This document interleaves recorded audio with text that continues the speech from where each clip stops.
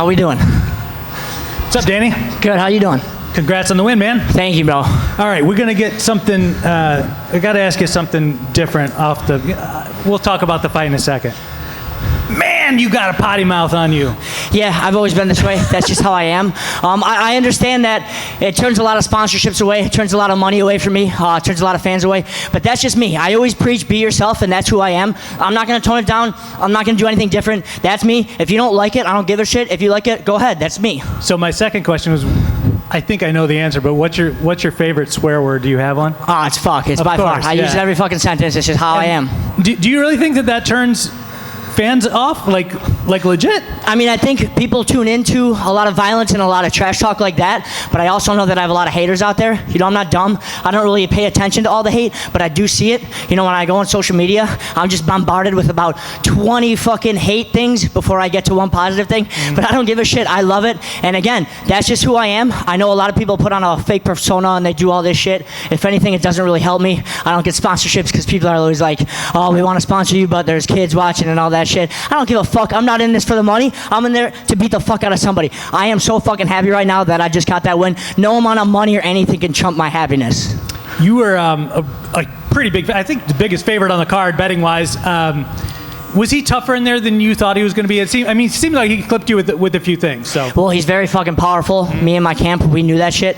We knew going in, he can put the lights off with anybody. He just has to tag them. He throws very powerful shots, throws a lot of hooks, throws a lot of loopy shots.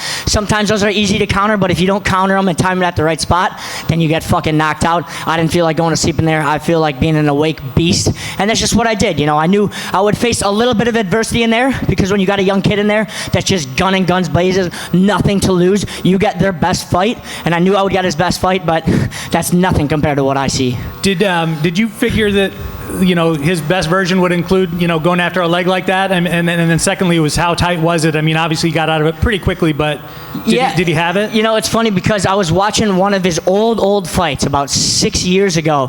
He fought somebody, I think the guy's last name was DeJesus or some shit like that, and I didn't see it until this morning when I was watching film that he went for a leg lock, and me and my coaches saw that, so we actually practiced a little bit of defense there in the back before this fight right now.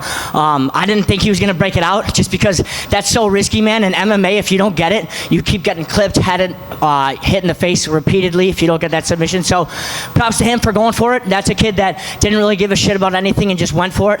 I can respect that. He's a very good fighter. He's going to be very successful in Bellator. I know it. You finished him with a choke. It took a few times before you were finally able to get it. Was that part of the game plan all along, that you figured that would be there? Yeah, the game plan for me is simple. It's every time. I don't give a fuck who's listening. I don't care if anybody in any organization is listening.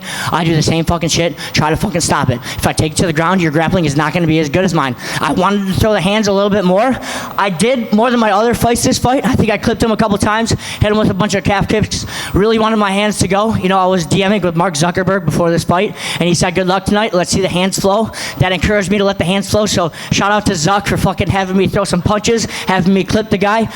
But, you know, I just take every opening. Some people say they don't want to see me fucking fight on the ground. It's easy. Stop my fucking takedown. You don't want to see me grapple? Stop the takedown and we'll stand up. I got no problem standing and banging. Have some fucking defense. Sorry, you guys suck. I wouldn't be doing my job properly if I didn't ask a follow-up on the Mark Zuckerberg thing. So can you give some background on that? I don't want to elaborate too much. You know, I don't want to put too much of his information out there. He's a good friend of mine. He's the fucking shit. He's the leader of the free world. He's the fucking shit. And he encouraged me to show off my striking tonight. Swear to God. We were talking about the game plan for this fight. You know, obviously you don't want to stray away from it too much. You don't want to be too crazy out there. When you're the better fighter, you want to play it safe and you want to get the victory and the finish, but play it safe just because you want to fight your fight. But when you got a DM from Mark Zuckerberg saying to show off the hands, you got to show off the fucking hands. Showed off the hands, clipped them, say goodnight. Why are you worried about sponsorships then? If you can get in his DMs, he can sponsor you. Yeah, I'm not too worried about the money. He's my friend. He's not so much there for money. I would never ask him for money or anything like that. He's a fan of fighting. He's a savage. I've seen him training out there. And yeah, he's just a fucking all-around good dude. You know, I didn't want to make this about him or anything like that. I hate to even name drop him. I don't like doing that shit, but he's the fucking shit. And he recognizes real talent. You know, I don't mean to be cocky or anything, but obviously he recognizes that I'm fucking awesome and I'm a very good fighter, so it's just what it is. How much of what was successful tonight was improvements, I guess, or modifications after the Stotts fight? Yeah, I mean, I'm always improving. I'm fairly new to this game. And when you're young in this game and you train at the best team in the world, at American Top Team, you have no choice but to get better if you show up. And I show up every day, twice a day. I love this fucking sport. I love showing up to the gym. I love showing up to practice. I love my coaches and my teammates, everybody that supports me. So how could I not get better? You know, just show up, listen to your fucking coaches fully, because there's a lot of people out there that want to do their own shit. They show up, but maybe they do their own warm-up or whatever. I don't do any of that shit. I take this shit seriously. I'm a professional. I'm the best in the world. I didn't just get that way by chance. I took risks. I had a lot of fucking sacrifices, and I listened to my fucking coaches 110%. I don't give a fuck. If I went out there and my head coach Mike Brown said, all you're going to do this fight is throw spinning head kicks, you know what I would throw out there? Spinning fucking head kicks every time. I listen to my coaches fully, and I attribute my success to them. You called out Magomedov for Chicago in a couple months for a hometown fight. If you can't get him, do you want on that card no matter what, and you'll take anybody? Yeah, I need to fight June 16th in Chicago. That is my homeland. That is my fucking people. That's my family, my friends, my fans. Some of my teammates are out there. Everybody that I fucking know is out there in Chicago. I need to bring the fucking house down there. We can sell that shit out, and the crowd will be chanting Sabatello. That's going to be a fucking sick-ass venue for me. But before that, I got to go back to Fort Lauderdale, party my ass off. You got to enjoy the wins in this game. I just beat a very tough opponent. You know, one of my buddies just engaged his fiance in Italy yesterday. I got to go back and celebrate that. I got another boy who just graduated from fire school. He's going to be a fireman. We got a lot of celebrating to do in Fort Lauderdale, but I got about 1 week of fucking partying before I get right back to the best gym in the world, and I train for June 16th. I'm hoping it's Magomedov because he's been running his mouth a little bit of me. I think that's a massive fight. I think that puts me on track for a title fight after that, but give me fucking anybody. I just hope Magomedov, the Russian, is man enough to fight me at my hometown. Hey, Danny, K. Williams for Can Chronicles Media. Congratulations on the win. In the bantamweight division, who do you see that can really compete with your wrestling acumen? In terms of the wrestling, nobody, you know, but this is a crazy game, and it's very fortunate for other people that you can slip on a banana peel, that if you aren't fucking toned in a title fight for 25 straight minutes, you're going to lose. We are at the top of this sport. I'm in Bellator. I'm in the best fucking promotion, so you have to be on your game the entire fight. It's very simple to just lose track of the game plan. I'm a hard guy to fucking beat, not just because of my grappling, but because I'm fucking relentless to it. If you go back and watch the fight tonight, I didn't get the first few takedowns. I shot about 4 or 5 times. I bet half of the fans out there were thinking, holy shit, he's not getting his fucking takedown.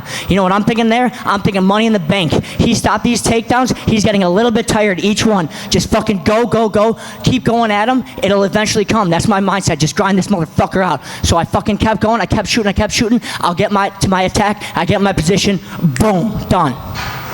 Did the leg bar kind of shake you up tonight mid-second round? A little bit, just because I thought I was in good position. I didn't think I was in danger of that. He's very strong, maybe a little bit stronger than I anticipated. Once he had it, I knew it wasn't too tight. I knew I'd be fine. You know, sometimes when people go for that shit, they also burn out their arms. So a piece of me was trying to think like, okay, fuck it. Let him go for it. The crowd will go nuts. Hopefully the judges don't think it's too tight, because it's not that tight. And then he ended up giving it up like I knew he would, and I went right back on top. You know what? That's a risky position where if you do get it, obviously you can end the fight. You tear someone's fucking leg off. But if you don't get it, man, you're fucking tired because you burned your arms out. And that's what he did. After that, you kind of saw something a little bit changed in him, and he was beginning to give up. That wasn't just because my choke was so tough. That was because I fucking wore him out for about 8 minutes before that. And I know you claim to not be money motivated, man, but if someone offered you $1 million to go hang out and have lunch with Stotts, would you? Fuck no. I'd probably fucking rob that money, take my lunch, and shove his fucking face in my food, and then kick him in his fucking jaw and break his teeth. I hate that motherfucker. I'll always hate that motherfucker. Thank you for your time. Thank you.